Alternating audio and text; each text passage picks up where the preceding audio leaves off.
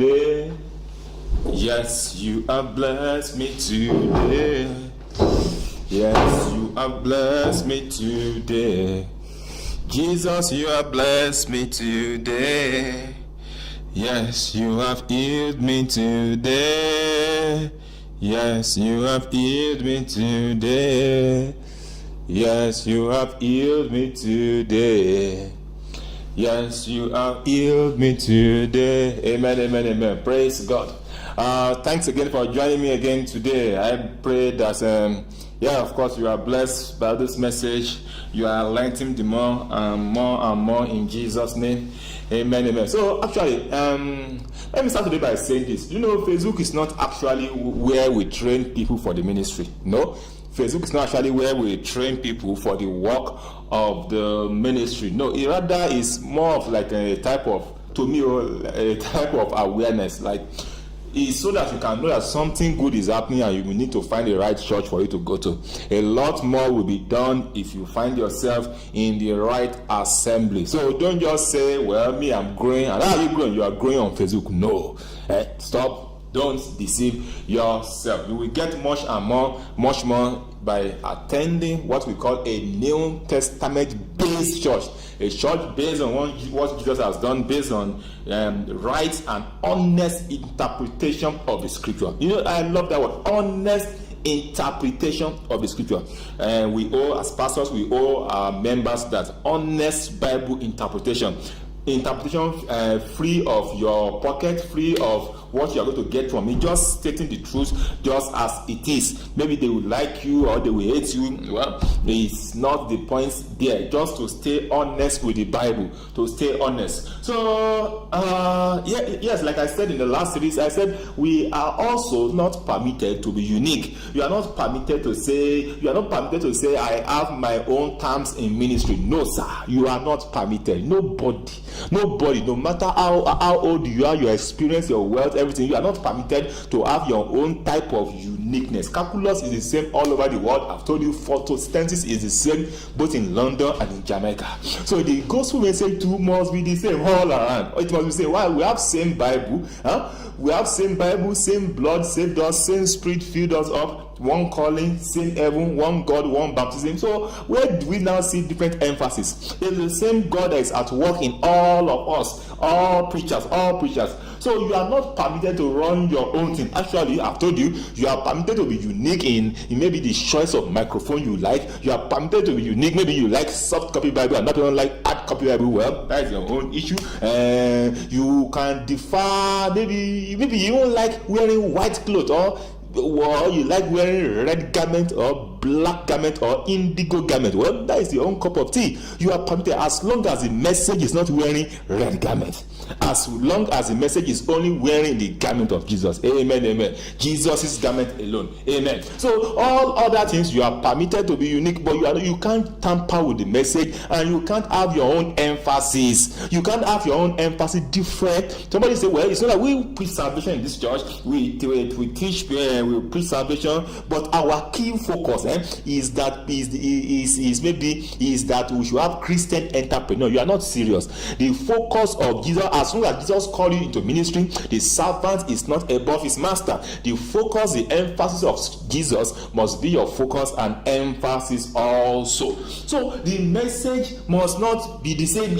Must not be different. It must not be different. It must be the same. Amen. In Philippians chapter 3, from verse, let me go straight to verse 9. It says, and be found in him, not having my own righteousness. This is Paul talking. He said, and I'll be found in him, not having my own ways of doing things, not having my own ramification of Christianity, not having my own view, not having my own righteousness, which is of the law, but that which is through the faith of Christ. So you must not be found having your own. Amen. But through the righteousness, through the faith of Christ, the righteousness is of God by faith. Verse 10 says that I may know him and the power of his resurrection. That I may know him and the power of his resurrection. You must be found in him, not having your own righteousness, no, but that which is through the faith of Christ alone and alone. So know your pastor and know your savior. I hope you have been doing some brainstorming and some intelligent Bible studies since I started this series. this. That you do know the difference between your pastor and your savior. What only your pastor can do and what only your savior can do. You must know their roles. You must not do cross multiplication. Amen. And you must not cross the two. Your pastor is not necessarily the person that got you saved. No, it's not necessarily the preacher that got you saved. Rather, it is the man directly responsible for your spiritual growth, the man that is responsible for building the New Testament ministry in you, the man responsible for your spiritual growth. That is your pastor. That is your pastor. Not necessarily the one that just the man you call once in a year, that one nice man in Lagos that you call once in a year. No, it's not the man that lectures you or cancels you each time you have a breakup or romance or something. No, that's not your pastor. The pastor is not the one that dashes you money after every service. No, that was not a pastor. The pastor is one that is responsible for building ministry in you. So if he's dashing you money, he's teaching you how to say yes or no to the right partner, wrong partner, well, and yet he's not building ministry in you, or he's teaching you Christian entrepreneur and he's not building ministry in you, you are not getting better in ministry. By you being under his administration, you are not getting your communication of Christianity is not getting effectual. That is not a pastor. That is best your elder parole. Amen, amen. Ephesians chapter 4 verse 8. Wherefore he said, when he ascended up on high, he led captivity captive, and he gave gift as men. It's not really that he said, men, take this. He gave gift as men. Men, he had the gifts that he gave us. The next verse said, and he gave some apostles, he gave some prophets, pastors, and evangelists, teachers. So he gave gifts as men. Men have been ordained of God to grow you up. Don't expect a celestial being to come one day and to say, yes, today I'll be sitting beside your bed every night and I'll be directly responsible for your spiritual growth. No, that's a demon. That's not an angel. 1 Corinthians chapter 12 verse 28. And God has set some in the church, firstly apostles, secondly prophet, pastors, teachers. He has said, it is God that said that man in church. You may say it's a man that maybe he has flaws. Well, you don't focus on his flaws, focus on his message. Amen. So God is his man that God will use for you. So if you are the type that you don't trust people, you don't like taking instructions, you are far from spiritual growth. You are far from it. You just be like a Christian with kwashiorkor spiritually. So it is men, yes, men, people with flaws, with faults, that will be responsible to still build the ministry in you, that will be responsible to accomplish what God has said concerning you. So learn to value them irrespective of their mistakes, of their faults, of their do's and don'ts.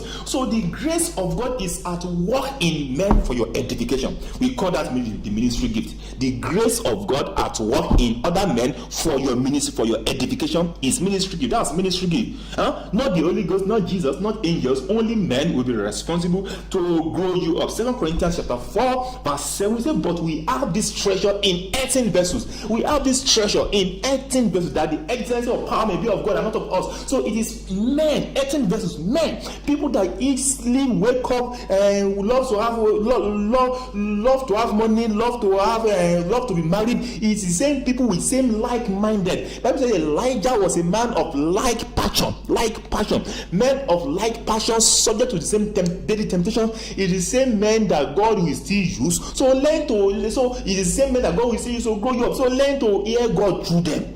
Learn to hear God through them. I learned that years ago. Like when God told me, He said, hey, a lot of instructions that I would love to give you in ministry will not come from me. He said it will come through the people around you. And right now, I'm specifically talking about your pastor.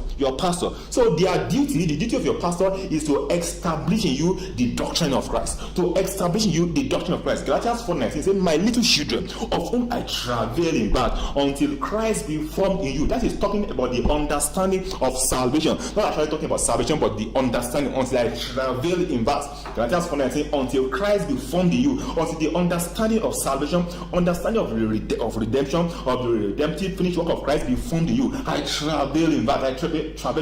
So know your pastor and know your savior. Your pastor alone is responsible for your growth, while your savior's duty is your salvation. Your savior's duty is to ensure you are saved, while your pastor's duty is your spiritual growth, edification. Romans 8:33. This is the Savior's duty. Who shall lay anything to the charge of God's elect? It is God that justifies. Can you see? It is God that justifies. So justification is the work of God alone. He accomplished that in Christ for us. 34. Who is he that condemned? It is Christ that died, yea, rather, that is risen again. Who is even at the right hand of God, who also maketh intercession for us. Amen, amen. That is the work of the Savior. He maketh intercession. Intercession here does not actually mean prayers. It makes you one with God eternally. He that is joined to the Lord is one spirit. That is the work of the Savior. So intercession, it doesn't mean that as you are praying, Jesus will not have to say, okay, Father, he's saying this, should we answer him, or please answer him now? No, that's not intercession. Intercession means that he bridged you and God together. Amen. Man and God met in Christ. That's why 2 Corinthians 5:19 says, God is in Christ, was in Christ, reconciling the world to himself. So where do we find God? In Christ. And see the same in Matthew 11 verse 27 says, no one can know the Father except the Son, and he to whosoever the Son will reveal him unto. So this is the work of the Savior. Justification is the work of the Savior, bridging you, uniting you with God eternally. Here it is not your pastor. Your pastor cannot do that. He cannot. He to himself, he needs reconciliation. Of course, he has been reconciled. That's why he's called your pastor. Verse Hebrews chapter 10. Hebrews 10 verse 7 says, then said I, lo, I come in the volume of the book. It is written of me to do thy will, O God. That is your Savior speaking. It is written of me, of your Savior, to do the will of God on your behalf. Verse 8, above when he has said, sacrifice and offering, and burnt offering and offering for sin, thou wouldest not, neither had pleasure therein, which are offered by the law. Listen to this. He doesn't have pleasure in the sacrifices that human being priests are offering. Say, then said he, lo, I come to do thy will, O God. He taketh away the first. That was the first covenant. I have told you, it is God that took away the old covenant, not us. Hebrews 10 verse 9. He said, then said he, lo, I come to do thy will, O God. He taketh away the first, that he might establish the second. The second and the first cannot be Lord in the same church at the same time. Never. Not that cannot happen. Is this God himself that said this covenant is faulty because it is finding fault with people. So it is God himself that took away the old and gave you the new. Honor the new. Honor the new. It is the revelation that was hidden in the old. So verse 10 says, by the which will, hallelujah, by the which will we are sanctified through the offering of the body of Jesus once for all. Can you see? That means your sanctification is also the duty, exclusive duty of your Savior alone. Somebody cannot be sprinkling only water on you and you think that is sanctification. No, your priest cannot sanctify you. It is Jesus that sanctified you by in his death, burial, and resurrection. He said in Hebrews chapter 2, he said, he did that maketh holy, and them that are made holy are all of one. So your sanctification is the result of the finished work of Christ alone. So it's not the job of your pastor, it's not the job of your priest, it's not the job of anybody close. It is God alone that does this, and he did it for you in Christ. So holy water, holy community, none of those can sanctify you. The prayer of your pastor, laying of hands, anything can, none of that can sanctify you. Your sanctification is as a result of the finished work of Christ alone. It is the Savior's duty, not your pastor's duty. Okay, verse 11. And every priest standeth daily, ministry and offering oftentimes the same sacrifice, which can never take away sin. No man can take away your sin. No man can pray for you normally by his own holiness. He cannot intercede for you for God to forgive you. It is anti-New Testament. In the New Testament, sins are forgiven based on the blood of Jesus alone. Amen. In Christ, and in Christ there is no sin imputation for the believer. None, not one. So he said every priest standeth daily, offering and ministry and offering oftentimes the same sacrifices, which can never take away sins. No priest or no Catholic priest can take away sin. No Anglican priest, no priest, nobody. I am not insulting anybody. I just said they cannot take away your sin. Simple. Okay, verse 12. But this man, hallelujah, this man, after, not your pastor, not your priest, not Mary, amen. He said, but this man, after he had offered one sacrifice for sin forever, sat down at the right hand of God. Amen, amen. Whoever is not seated at the right hand of God cannot forgive your sins. So forgiveness of sin is the duty of the Savior alone. I've said something. I said your justification, your sanctification. Now I'm talking about your forgiveness. Forgiveness of sin is his duty of your Savior alone, not your pastor. Not your pastor. He cannot forgive your sin. No. Can I say that? Can I tell you? Should I tell you that again? He cannot forgive your sin. He cannot beg God for you. No. The only one that can forgive sin is the one that is seated at the right hand of God. That is Jesus, and he has done it. So receive what he has done and stop looking for emergency hypertensive forgiveness of sin. It doesn't exist anywhere. It's just in your conscience that the guilt exists. Be free, for there is no condemnation for them that are in Christ Jesus. For the law of the Spirit of life in Christ Jesus has made you free from the law of sin and death. For what the Lord could not do in that he was weak through the flesh, God sent his own Son in the likeness of sinful flesh for sin, condemned sin in flesh, so that the righteousness of God might be accomplished in you. And that has been done. Your sins are forgiven. Simple, easy. It's not me. I didn't do it. If it's about me, I will love God to retain your sins. Amen. So anyway, not that anyway. But what I'm saying that it's not God. It's not that I like it. It's not that I want to pamper. You know, it is God that did this. I'm simply here as a preacher to tell you what he has done. So take it or leave it. He has forgiven your sins, but take it anyway. Okay, now I know you will take it. That's why you are listening to me. Thank you so much. Here, verse 13. Say, from henceforth, expecting till his enemies be made his fools too. Verse 14. For by one offering, Jesus, he hath perfected forever them that are sanctified.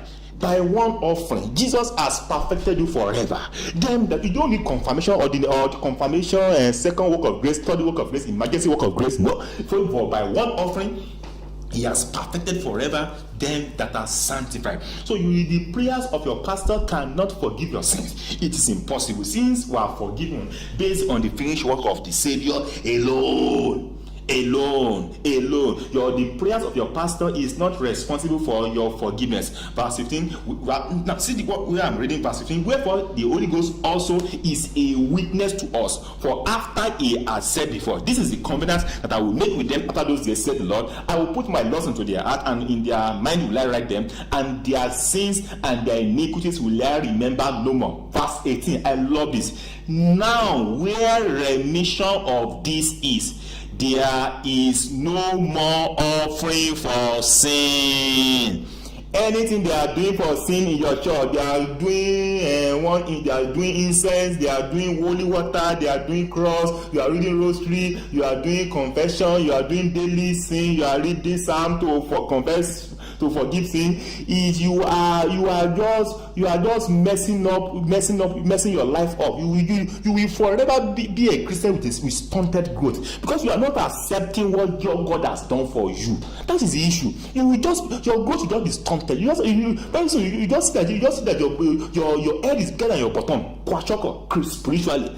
You don't need all those things for forgiveness. See, let me read verse 18. Let me read 17 and 18 for you again. It's this Bible. You can open Hebrews 10, verse 17, verse 18. Tell your Catholic friends, don't insulate them. We are here to make them see things better. That's why we are here. I'm not shy to say why I'm here. That's why I'm here. That's why I'm teaching you, so that all those adverse, perverse indoctrination, it can be removed. So I'm not shy to say this is what I'm speaking about. Verse 17 and 18 say, and their sins and their iniquities, God said, I will keep an account of them no more.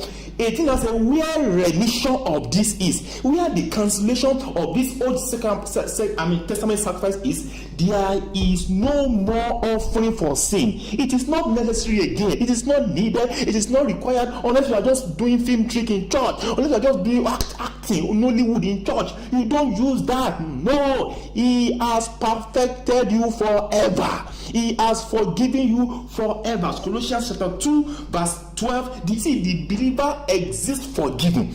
Like you exist forgiven. The believer doesn't need forgiveness, because the believer, he exists forgiven. Colossians 2 verse 12, buried with him in baptism, wherein also you are risen with him through the faith of the operation of God, who hath raised him from the dead. See verse 13, and you being dead in your sins and the uncircumcision of your flesh, hath he quickened. That means you rose with him. Although you are dead in sin before, but now he has quickened you, as quickened together with him, having forgiven you all trespasses. That's Colossians 2:13. He said he has forgiven you how many?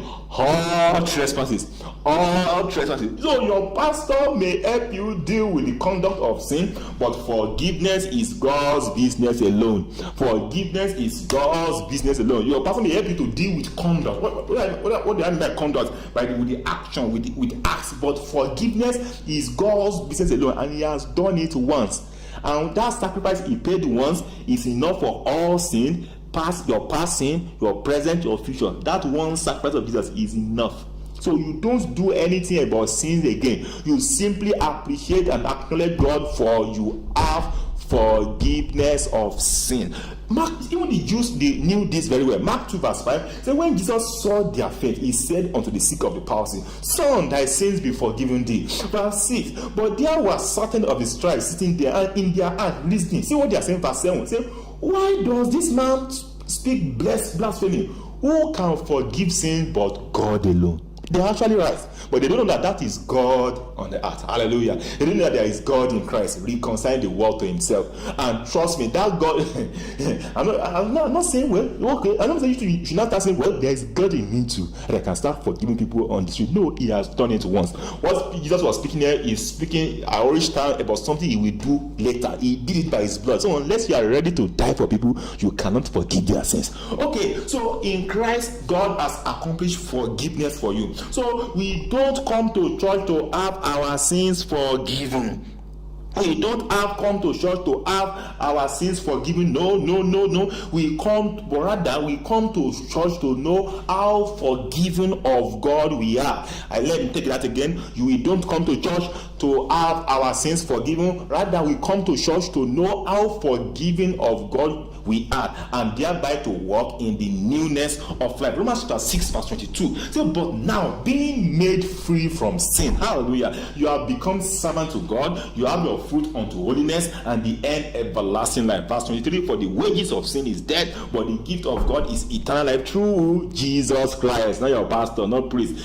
For the wages of sin is death, but the gift of God is eternal life through Jesus Christ our Lord. Amen. So your forgiveness is tied to his death. Your forgiveness is tied to his death. If you see that Romans 6, the earlier verses, verse 4 says, therefore we are buried with him by the baptism into death, that like as Christ was raised up from the dead by the glory of the Father, even so we also should walk in the newness of life. Verse 5, for if we have been planted together in the likeness of his death, we shall be also in the likeness of his resurrection. Verse 6, knowing this, that our old man is crucified with Jesus, amen, that the body of sin might be destroyed, that henceforth we should not serve sin. Verse 7, for he that is dead is free from sin. Hallelujah. Verse 8, now if we be dead in Christ, with Christ, we believe that we shall also live with him. So that's the work of Christ alone. I said, tell you, you don't need forgiveness, you exist forgiven. See that Ephesians 1 verse 7, he said, see, I'm quoting scripture, value scripture. Value scripture. Don't say, well, you're saying your own. I'm not saying my own. I'm talking for God. Value scripture. If I'm here and I'm just quoting from Kiyosaki book, I'm quoting from Poor Dad, Rich Dad, I'm quoting from 48 Laws of Power, quoting this, quoting one man, quoting one man. Yeah, you can choose not to listen to me. But as long as what this man is saying is scripture, and you can verify it, and it's not against the Spirit of Christ as revealed in the New Testament, you don't have a right to say, well, I will do my own. No, you are disobeying God. You don't do your own. You will, with weakness, you receive the engrafted word of God. Hallelujah. Which is able to say, Ephesians 1 verse 7, say, in whom we have. He said, in whom we have. See, for instance, this is a phone. This is a phone. You don't, I don't have to say, well, I need a phone. No, I don't need a phone. I have a phone. Okay, this is a phone. I don't say, oh, I need a phone. The same way a believer is crying for forgiveness. You don't need forgiveness. As you are, you exist forgiven. Ephesians 1 says, in whom we have redemption through his blood, even the forgiveness of sin, according to the riches of his grace. So you don't need it, you have it. You have, like, just like that, you have forgiveness. You have forgiveness. If you check your pocket right now, there is something there called forgiveness of sin. That means even the sins you do have not committed, it is there. Forgiveness is already waiting there for you. It's not an excuse to live in sin. It's an excuse to glorify God and live and walk in the newness of life. So you have it already. Hallelujah. So check all the prayers in the epistle. There is none for forgiveness of sin. What you saw in James 5:17 is not when you say confess your fault one to another. It's talking about reconciliation, so you can pray together. It's not saying you confess your sin for God to forgive you. No, there is no prayer for forgiveness of sin in the epistle. You exist forgiven. You exist for. I mean, you, the believer, you exist forgiven. Forgiven. Yesterday forgiven, today forgiven, forevermore you will remain forgiven of God. Your pastor cannot help you to deal with that. He cannot help you. His contribution is not needed in that at all. The contribution of your pastor is not needed for your forgiveness at all. Okay, so like I said, if there is no blood, there is no forgiveness. So, and one blood has been shed for you, and the result of that blood is eternal. So you don't need a priest over your life to confess your sins to. You don't need this. You don't need a priest over your life to be confessing sins to. Also, you don't need Mary's virginity for your sins to be forgiven. Amen. I didn't even realize that even Jesus himself was a virgin, and he never pride in it for one day. But you, Mary's virginity is not Mary's amen is not your salvation. That is awesome deception. Amen. Who is that stupidity? It is not scriptural. You just receive the word of God as it is.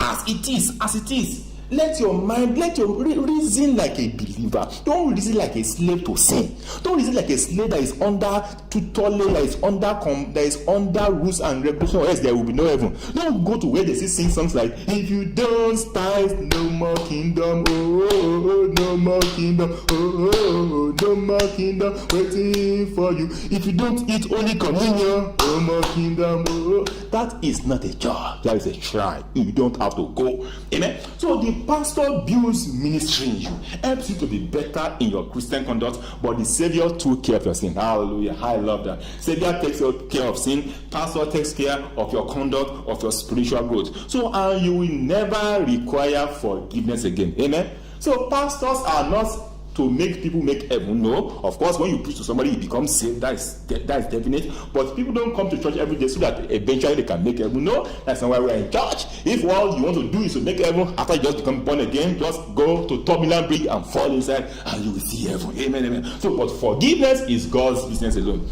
Your pastor, you go to church, we go to church for spiritual growth. But forgiveness is God's business alone.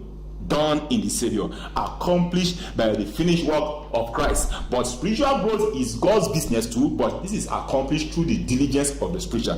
Let me take that again. Forgiveness of sin is God's business alone, but it's accomplished by the finished work of Christ. While your spiritual growth is also God's business, but it's accomplished through the diligence of your pastor. So know your Savior and know your pastor, and know the roles of your Savior, know what your Savior has done, and know the roles of your pastor, and don't do cross multiplication. Okay, you understand?